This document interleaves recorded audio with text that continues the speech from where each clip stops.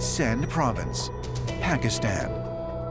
1922, an officer of the Archaeological Survey of India is led by a Buddhist monk to an area believed to have been a religious monument.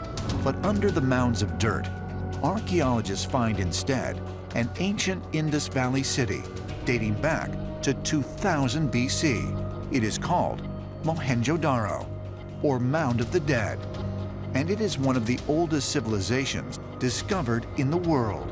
The city of Mohenjo-Daro rivaled the ancient civilizations in Egypt and Mesopotamia. Archaeologists believe that over 35,000 people once occupied the city. However, only 43 skeletons have been discovered at the site. There are many theories surrounding the mysterious disappearance of the Indus people from Mohenjo-Daro. In 1977, British researcher David Davenport discovered that part of the archaeological site showed evidence of having been destroyed by an extremely powerful explosion.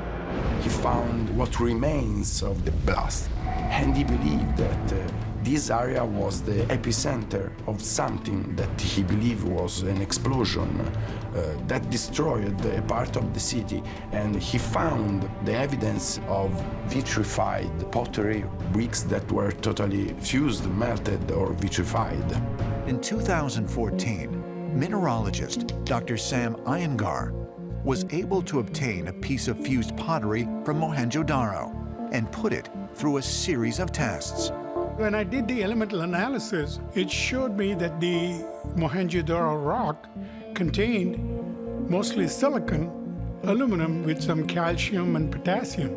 So my thought was maybe it could be some type of a clay, till I did the X-ray diffraction. X-ray diffraction is able to determine exactly how a material was formed.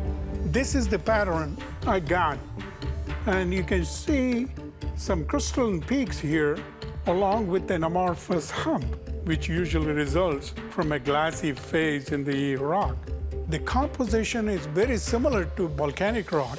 The only way the clay can be converted into something which we saw is subjecting the clay to a very, very high temperature.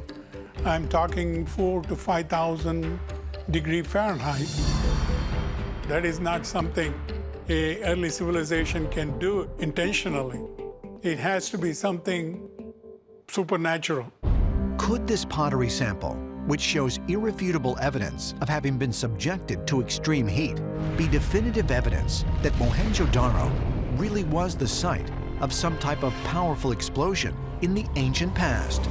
David Davenport and other researchers of India's ancient Vedic texts have suggested that this is the case, and that Mohenjo-Daro may in fact be the kingdom of Lanka, a city whose destruction is detailed in the Indian epic known as the Ramayana. In the Ramayana, it is described that the god Vishnu decides the leader of Lanka, a mortal named Ravana, has grown too powerful.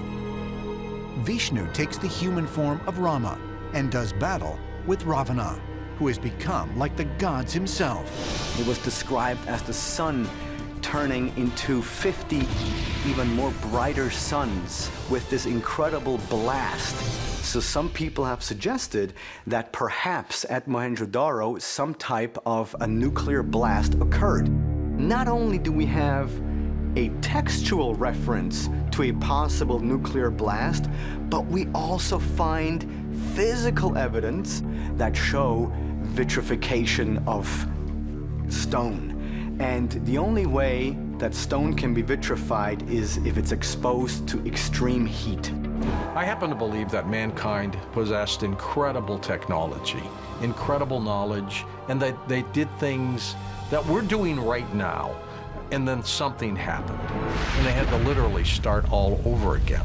Whoever got involved said, that's not gonna happen.